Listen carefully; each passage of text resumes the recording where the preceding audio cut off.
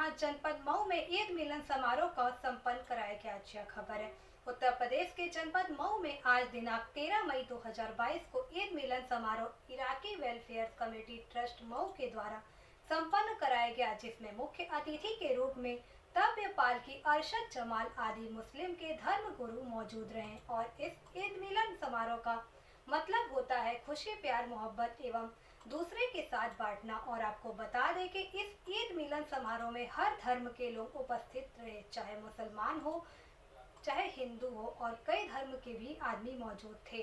देखिए दीवान चंद्र की खास रिपोर्ट। मिट्टी से अल्लाह के नबी सल्लल्लाहु अलैहि वसल्लम फरमाते हैं, या इबादल्लाह कुनू इख्वानन, ऐ लोगों, ऐ अल्लाह के बंदो, सब तुम सब भाई बनकर रहो। ये जमीन अल्लाह ने इतना फसाद के लिए नहीं पैदा किया है। अल्लाह ने जब हज़रत आदम अलैहिस्सलाम को उतारा तो इस मकसद से नहीं उतारा, बल्कि साफ कुरान कह रहा है, हुआ जिन्न और इंसान की जाने मदून, हमने जिन्नात और इंसान को पैदा इसलिए किया ताकि वो मुझे पहचाने और मेरी पूजा करे, मेरी इबादत करें, मुझसे पुकारे, मुझसे कहें, मुझसे मांगे, मेरे सामने झुके। मैं सब कुछ देने वाला हूँ। कितनी बातें अल्लाह ने उसके अपने कलाम में और अल्लाह के रसूल ने अपने हदीस में कितनी। होली अच्छी लगती है, प्यार की मीठी मीठी बोली, आंखों में सुरमा शोभा देता है, होली में सखियों की टोली अच्छी लगती है। ईद मिलन हो चाहे और इससे गले मिले मस्जिद के इमाम, हिंदू बोले अल्लाह अल्लाह, मुस्लिम बोले सीताराम। कौन ये कहता है हिंदू मजहब को कि अन्यायी है? कौन ये कहता है कि दुनिया भर का दुश्मन है इस्लाम? अरे हिंदू बोले अल्लाह अल्लाह, मुस्लिम बोले सीताराम। कैसा काबा, कैसा काशी, क्या गिरजा, क्या गुरुद्वारा, अरे देश की अपने सेवा करोड़ों पूरे हो जाएंगे धाम। अब अपने घर को नहीं देश को बचाना है। मैं अपने घर के उस कमरे को हिंदुस्तान कहता हूँ, मैं अपने घर के उस कमरे को हिंदुस्तान कहता हूँ, जहाँ पर गीता के बिल्कुल पास में कुरान रखा है, जहाँ पे गीता के बिल्कुल पास में कुरान रखा है। शुक्रिया सर, शुक्रगुजार हूँ लोगों से मुलाकात का मौका दिया और कुछ कहने और कुछ सुनने और कुछ दराज से मुस्लिम इंटर कॉलेज में होली मिलन समारोह वो मजलिस में सभाओं में आए तो वहाँ पर गांधी जी के रहनुमाई में हिंदू और मुसलमान और देश के तमाम वो भाषा और मजहब के लोग जो मजबूती से उनके पीछे एक मजबूत कतार बनाकर खड़े थे, तो तमाम मजलिस और सभाओं में कुरान की आयतें पढ़े गाया करती थी। तमाम हिंदू धर्म के जो धर्म वाले जो गीत थे उनको गाया जाता है, और हिंदू धर्म के जो जो वो गीत थे इस देश के बासिंदगान को मजबूत किया। और फिर मजलिस का दौर शुरू हो गया, सभाओं का दौर शुरू हो गया, और इस तरह से तमाम की तहरीक की रवायत है।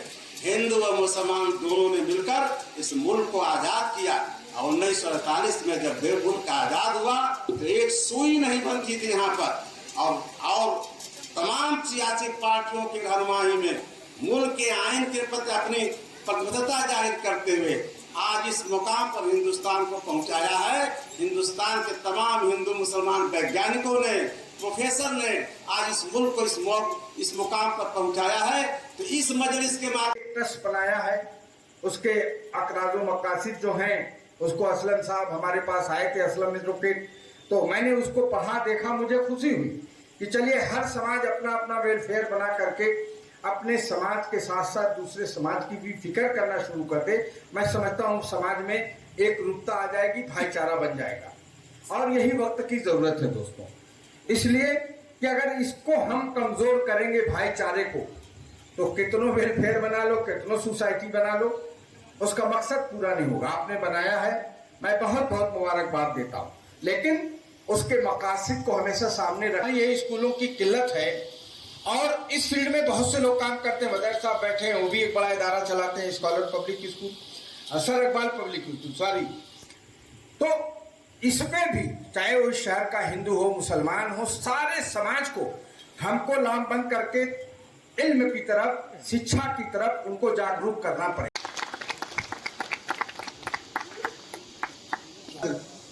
हाजीगंज मकबूल साहब, अरशद जमाल साहब और मौलाना यादव साहब काशी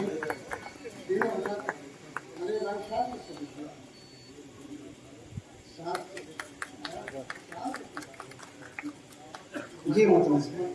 अरे भाई साहब तो फिर मिलेगा। मकबूल साहब, हाजी मकबूल साहब,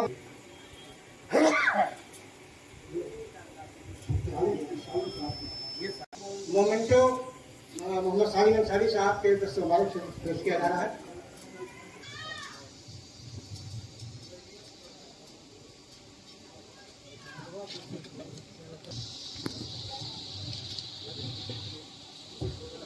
ये एक खुफिया कार्रवाई हुई है।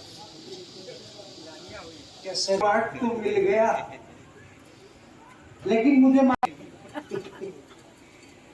आज की तकरीब के मेहमान एजाजी में अपने तासुरात का खूबसूरत अंदाज में इजहार किया।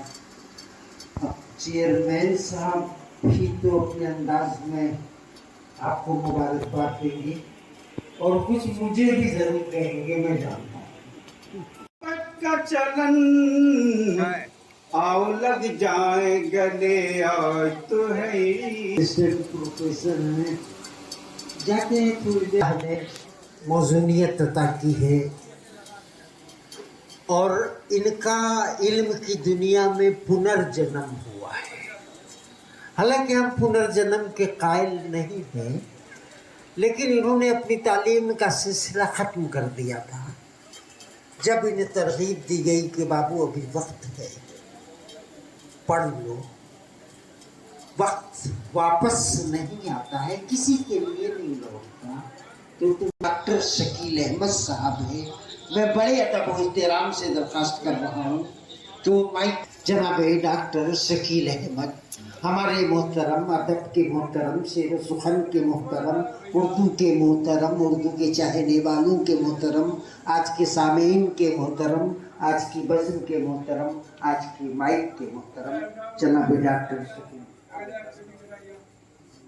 की सदारत कर रहे जनाब मौलाना रियाजुल हक कासमी साहब, जनाब ऑर्गेनाइज़र मकबूल अहमद साहब। एक रिवायत थी, वो रिवायत टूट गई। इस कोरोना के दौर में बहुत से लोगों ने अपनों को खोया और बड़ी मुसीबतें सही, और एक जब हालात सही हुए, मगर अफसोस कि होली मिलन नहीं हो सका और ईद मिलन नहीं हो सका। मगर 2 साल के बाद ये पहला होली, ये ईद मिलन हो रहा है, तो मैं ऑर्गेनाइजेशन इराकी वेलफेयर कमेटी को अपनी तरफ से बहुत बहुत मुबारकबाद देता हूँ कि आपने एक बहुत अच्छा कदम उठाया है कि हम लोगों को त्यौहार मनाने के लिए एक साथ बैठने का मौका मिला। शोरा कराम भी बहुत परेशान हैं कि बहुत अदब की महफिलें जमती थी, वो सब नहीं हुई, तो ये मौका था, मगर वक्त की तंगी की वजह से बहुत कुछ नहीं हो सका। बहरहाल हमें ईद की पुरमशर्रत मौके पे हम ईद मना। हिंदुस्तान और कराची टूटने की बात है, कितना लंबा फासला, मगर हुजूर ने इल्म के लिए कितनी बात कही, और सबसे पहली आयत अल्लाह के नबी सल्लल्लाहु अलैहि वसल्लम के कल्ब मुबारक पर गारे हिरा में जो आयत निकली, उसमें के इल्म की बात है कि खलक, पढ़िए अपने रब के नाम से जिसने पैदा किया तुम। खलकल इंसान में अलग, इंसान को पैदा किया एक अलग से, एक खलिया से, एक नुत्फे से, एक दुर्सुमे से पैदा किया। फिर अल्लाह ने इंसान को जुबान बख्शा, अक्ल बख्शा, क्या कुछ नहीं था क्या इंसान को। अल्लाह ताला ने इंसान को बेशुमार नेमतें नवाजा। फरमाते ऐ लोगों, हमने तुमको बेपनाह नेमतों से नवाजा, जाहिर में भी और बातिन में भी। बातिन का क्या हाल है, आप अंदाजा करें, हमारा और आपका असल, पूरी दुनिया के इंसानों का असल खजाना है, अक्ल का, ख्याल का, इरादे का, इल्म का, तमाम वो कुव्वतें जो अल्लाह के पास है, अल्लाह ने इसी इंसान में भी इंसान अल्लाह का खलीफा नायब है, अल्लाह ने अता किया। ये तो है अंदर की बात, इंसान की देखने की ताकत, सुनने की ताकत, ये जाहिर की चीज है। हमारे आपकी जुबान बोलती है कि किसने अता किया, तो सोचने की बात है। जिस रब ने, जिस खुदा ने, जिस ईश्वर ने, जिस भगवान ने, जिस गॉड ने हमें ये नेमत अता किया है, हम उस नेमत से फायदा उठाएं। वो बात न करें जिससे आपस में अदावत पैदा हो। अल्लाह के नबी सल्लल्लाहु अलैहि वसल्लम फरमाते हैं, बच्चरू वला तुनफिरू, लोगों मोहब्बत की बात क्या करो, नफरत की बात मत क्या करो। क़ाल अल्लाहु तआला या अय्युहन नास, ये इंतहाई मसरत और खुशी का मकाम है कि इराक़ी वेलफेयर कमेटी की जानिब से ईद मिलन के एहतमाम का प्रोग्राम मुनक़िद किया गया, जिसके रूह रवां असलम एडवोकेट साहब हैं। इस स्टेज पर जिनकी शख्सियत मारूफ व मशहूर भी है और उनकी खिदमत से सब लोग वाकिफ हैं। ये हकीकत है कि जितनी खिदमत सालिम अंसारी साहब, मोहतरम तैयब पालकी साहब और अरशद जमाल साहब और दीगर हजरात उज़ैर दौलत नसीब, ये एक छोटी कम्युनिटी है इराक़ी वेलफेयर सोसाइटी, इराक़ी बरादरी। पूरे हिंदुस्तान में चंद लाख होंगे, इससे ज़्यादा नहीं है। इसकी तारीख बड़ी लंबी है। इराक़ी बरादरी, इराक़ी नस्ल से रखने वाले लोग इराक़ी बरादरी कहलाते हैं। 800 साल पहले मोहम्मद इब्न कासिम के दौर में, ज़माने में ये बरादरी यहाँ मुंतकिल हुई। बहुत सी बरादरियाँ, बहुत से कौम के लोग दीगर मुल्कों के यहाँ आबाद हैं, सैकड़ों साल से, हज़ारों साल से। अल्लाह ताला फरमा रहे हैं कि ए लोगों, मैंने जो आयत पढ़ी उसका तर्जुमा सुने। ऐ लोगों, हमने तुम्हें पैदा किया एक मर्द और एक औरत से, वजअलनाकुम शुअबन, और फिर हमने बिरादरियां, कबीले उसमें बनाए। क्यों बनाए? लितारफू, पहचान के लिए, इम्तियाज के लिए, ये जानने के जो मुझे मौका दिए। मैं गज़ल का मतलब पेश करता हूँ, मुलाहिज़ा फरमाएं कि गुलबदन चमकते हैं, सोखियाँ चमकती हैं, गुलबदन चमकते हैं, सोखियाँ चमकती हैं, शहरे इश्क की सारी बस्तियाँ चमकती हैं, शहरे इश्क की सारी बस्तियाँ चमकती हैं। कि खून हो गया पानी, खून हो गया पानी कातिलों की नज़रों में, खून हो गया पानी कातिलों की नज़रों में, इसलिए गरीबों की सिसकियाँ चमकती हैं, इसलिए गरीबों की सिसकियाँ चमकती है।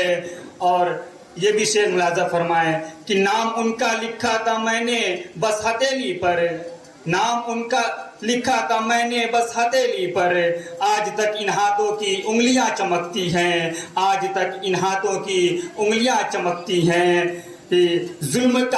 जुल्म करने वालों पे आएगा अजाब एक दिन, जुल्म करने वालों पे आएगा अजाब एक दिन, मुंतज़िर फरिश्ते हैं, बिजलियां चमकती हैं। और आखिरी शेर पेश करता हूँ, 1400 साल पहले का वक्त ज़हन में रखें और ये मेरा शेर पेश करता हूँ, मुलाहिज़ा फरमाएं। लड़कियां जलाने का था रिवाज दुनिया में, लड़कियां जलाने का था रिवाज दुनिया में, आ गए शए बता बेटियां चमकती हैं। बहुत बहुत शुक्रिया। के मुकाबले बहुत कमजोर हुआ है। और इस ईद मिलन के ताल्लुक से मैं यही पैगाम देना चाहता हूं कि हमें इस भाईचारे को और तक़वियत पहुंचाना है और मजबूत करना है। भले दुश्मनाने मुल्क इस भाईचारे को तोड़ना चाहती हैं।